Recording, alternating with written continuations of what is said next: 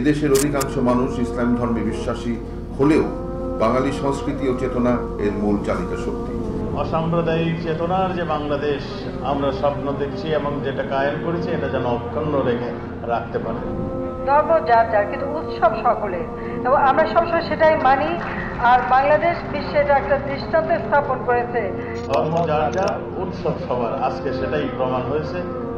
এখন যেটা আমি আরো শেষ করতে চাই এইভাবে আমার কথা আপাতত, সেটি হচ্ছে যে আমাদের মূল দর্শন, মূল চেতনা, মূল যে আদর্শ, সেটি কিন্তু ওইখানেই যে ধর্মীয় সম্প্রীতি বাংলাদেশ শত শত বছর ধরে, হাজার হাজার বছর ধরে,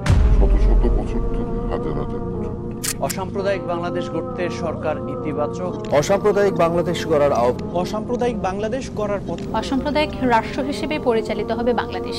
ধর্ম যার যার, উৎসব সবার, বাংলাদেশের এমন পরিবেশ জাহান্নামে হিন্দু বৌদ্ধ খ্রিস্টান সহ সব কাফির সম্প্রদায় মিলেমিশে থাকবে, তাদের মাঝে কোনো ভেদাভেদ নেই, সবার একই পরিচয়, তারা কাফির, তারা জাহান্নামী। তাই জাহান্নাম পুরোপুরি অসাম্প্রদায়িক। পক্ষান্তরে জান্নাত কেবল মুমিন সম্প্রদায়ের জন্য, সেখানে একজন কাফিরেরও জায়গা নেই। তাই মুমিন ও কাফির কখনো একই সম্প্রদায়ভুক্ত নয়। তাই মুমিন ও কাফির কখনো একই সম্প্রদায়ভুক্ত নয়। ইন্নাল হামদুলিল্লাহ ওয়াসসালাতু ওয়াসসালামু আলা রাসূলিল্লাহ, আম্মা বা'দ। বাংলাদেশের তাগুত সরকার ও দাজ্জালি মিডিয়া যুগ যুগ ধরে ফলাও করে প্রচার করে আসছে অসাম্প্রদায়িক চেতনার কথা। একটি অসাম্প্রদায়িক বাংলাদেশ গড়ার জন্যই নাকি মুক্তিযুদ্ধ হয়েছিল। বাংলাদেশের প্রধানমন্ত্রী তাগুত হাসিনা কোনো পূজামণ্ডপ উদ্বোধন করার সুযোগ পেলেই বলে ধর্ম যার যার, উৎসব সবার। কখনো বলে গজে চড়ে মা দুর্গা এলে দেশে ভালো ফসল হয়। তাগুত মিডিয়া কুফরি সংবিধানের দোহাই দিয়ে প্রতিদিন শেখাচ্ছে অসাম্প্রদায়িক চেতনার কুফরি পাঠ। তারা বলে সকল ধর্ম সমান, সকল ধর্মের মর্যাদাই সমান, সকল ধর্মই সত্য ও ন্যায়ের কথা বলে। নাউযুবিল্লাহি মিন যালিক। এই অসাম্প্রদায়িক চেতনার বিস্তার ঘটিয়ে এরা মূলত ঈমান ও কুফরকে একাকার করে ফেলতে চায়, মুসলিমদেরকে কাফিরদের মাঝে বিলীন করে দিতে চায়, মুসলিমদেরকেও শিরকের সাগরে ভাসিয়ে দিতে চায়। অথচ এই অসাম্প্রদায়িক চেতনা ইসলামের আকীদায় ওয়ালা বারার সম্পূর্ণ পরিপন্থী। অসাম্প্রদায়িক চেতনার আরেকটি রূপ হলো ইন্টারফেইথ বা আন্তধর্মীয় সম্প্রীতি। কথিত অনেক সালাফি ভাইকেও বিভিন্ন টক শোতে এই চেতনার ফেরি করতে দেখা যায়। আল্লাহ তাআলা আমাদের সবাইকে হেফাজত করুন। আল কুফরু মিল্লাতুন ওয়াহিদা, সকল কাফির একই দলভুক্ত, তাই তারা অসাম্প্রদায়িক হতে পারে। হিন্দু বৌদ্ধ খ্রিস্টান ঐক্য পরিষদ গড়ে তুলতে পারে, কিন্তু কোনো মুসলিম অসাম্প্রদায়িক হতে পারে না। সকল কাফির মুশরিকি চিরস্থায়ী জাহান্নামী, তাই জাহান্নামী অসাম্প্রদায়িক চেতনাধারীদের চিরস্থায়ী ঠিকানা। জাহান্নামে হিন্দু বৌদ্ধ খ্রিস্টান সহ সব কাফির সম্প্রদায় মিলেমিশে থাকবে, তাদের মাঝে কোনো ভেদাভেদ নেই, সবার একই পরিচয়, তারা কাফির, তারা জাহান্নামী। তাই জাহান্নাম পুরোপুরি অসাম্প্রদায়িক। পক্ষান্তরে জান্নাত কেবল মুমিন সম্প্রদায়ের জন্য, সেখানে একজন কাফিরেরও জায়গা নেই। তাই মুমিন ও কাফির কখনো একই সম্প্রদায়ভুক্ত নয়। প্রিয় ভাই ও বোন, বাঙালি কিংবা বাংলাদেশি জাতীয়তাবাদ কখনো আমাদের বন্ধুত্ব শত্রুতার মাপকাঠি নয়। এই মাপকাঠি দিয়ে মুমিন ও কাফির সবাইকে একাকার করে ফেলার কোনো সুযোগ নেই। কাফের কখনো মুসলিমদের বন্ধু হতে পারে না, যদিও সে আপন পিতা বা ভাইয়ের মতো রক্ত সম্পর্কের আত্মীয় হয়। আল্লাহ তাআলা বলেন, ইয়া আইয়ুহাল্লাযীনা আমানু লা তাত্তাখিযু আবাআকুম ওয়া ইখওয়ানাকুম আউলিয়া ইন ইসতাহাব্বুল কুফরা আলাল ঈমান ওয়া মান ইয়াতাওয়াল্লাহুম মিনকুম ফাউলাইকা হুমুয যালিমুন। হে মুমিনগণ, তোমাদের পিতা ও ভাইয়েরা যদি ঈমানের পরিবর্তে কুফরিকে পছন্দ করে, তবে তাদেরকে অন্তরঙ্গ হিসেবে গ্রহণ করো না। যারা তাদেরকে অন্তরঙ্গ রূপে গ্রহণ করবে তারাই জালিম। কাফিররা মুসলিমদের বিরুদ্ধে ততক্ষণ পর্যন্ত লড়াই করতে থাকবে যতক্ষণ তারা মুসলিমদেরকে কাফের বানাতে পারেনি। আল্লাহ তাআলা বলেন, ওয়ালা ইয়াজালুনা ইউকাতিলুনাকুম হাত্তা ইয়ারুদ্দুকুম আন দীনিকুম ইন ইসতাতাউ। কাফিররা সর্বদা তোমাদের বিরুদ্ধে যুদ্ধ করতে থাকবে যে পর্যন্ত তোমাদেরকে তোমাদের দিন থেকে ফিরিয়ে না দেয়, যদি তারা সক্ষম হয়। প্রিয় ভাইয়েরা, বর্তমান পৃথিবীর দিকে তাকিয়ে দেখুন, আপনি কি আল্লাহর কথাকে অক্ষরে অক্ষরে সত্য পাচ্ছেন না? আমাদের পাশের দেশ ইন্ডিয়ার দিকে তাকিয়ে দেখুন, সেখানে গোরক্ষার নামে প্রতিদিন মুসলিমদের পিটিয়ে মারা হয়, মুসলিমদের উপর গণহত্যা চালানো হয়, মুসলিম নারীদের ধর্ষণ করা হয়। কিছুদিন পূর্বে সংঘটিত দিল্লি গণহত্যার কথা আপনাদের মনে থাকার কথা।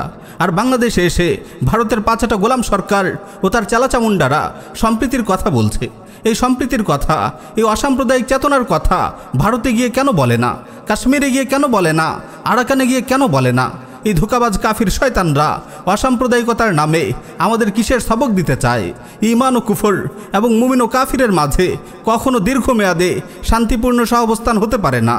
আপনারা পুরো বিশ্বের দিকে তাকিয়ে দেখুন অসাম্প্রদায়িক কাফির জোট কিভাবে মুসলিম সম্প্রদায়ের উপর ঝাঁপিয়ে পড়ছে।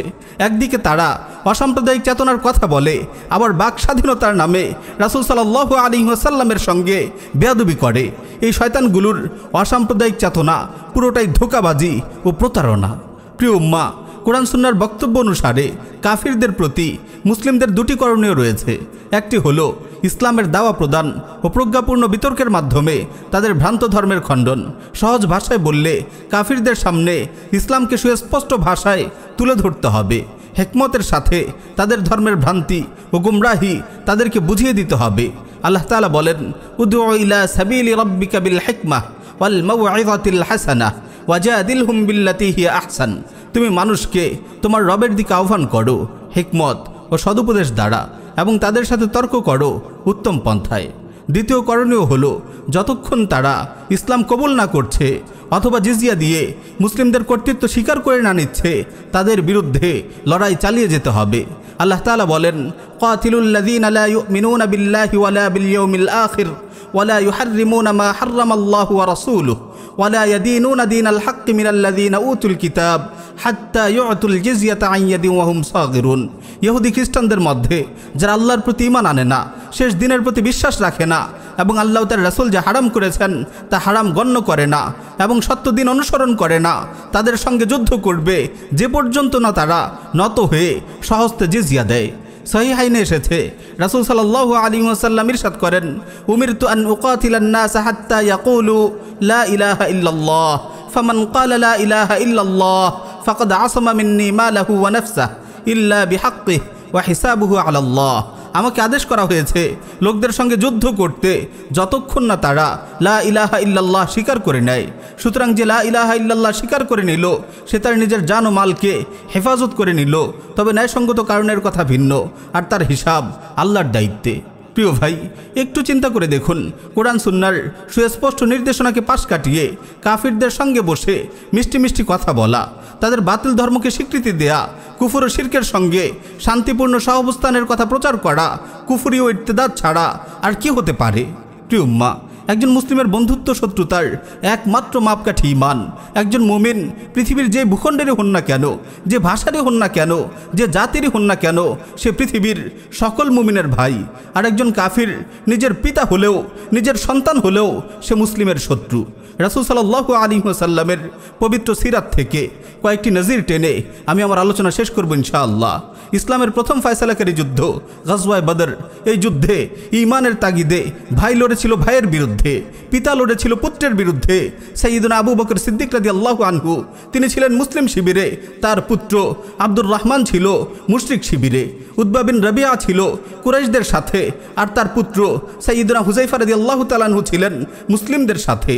বদরের বন্দীদের ব্যাপারে যখন রাসূল সাল্লাল্লাহু আলাইহি ওয়াসাল্লাম সাহাবীদের সঙ্গে পরামর্শ করেন, তখন সাইয়্যিদুনা ওমর বিন খাত্তাব রাদিয়াল্লাহু আনহু তিনি প্রস্তাব পেশ করেন, আমার অমুক আত্মীয়কে আমার হাতে সোপর্দ করুন, আমি তার শিরচ্ছেদ করব। আকিল বিন আবু তালিবকে আলীর হাতে তুলে দিন, সে তাকে হত্যা করবে।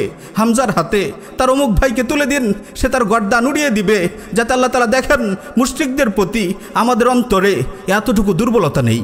মক্কা বিজয়ের কিছুদিন পূর্বে আবু সুফিয়ান বিন হার্ব মদিনায় আসে। তিনি প্রথমে তার কন্যা ও রাসূল সাল্লাল্লাহু আলাইহি ওয়াসাল্লামের স্ত্রী উম্মু হাবিবার ঘরে যান, কিন্তু উম্মুল মুমিনিন উম্মু হাবিবা রাদিয়াল্লাহু তাআলা আনহা তার পিতাকে রাসূলুল্লাহর বিছানায় বসতে দেননি।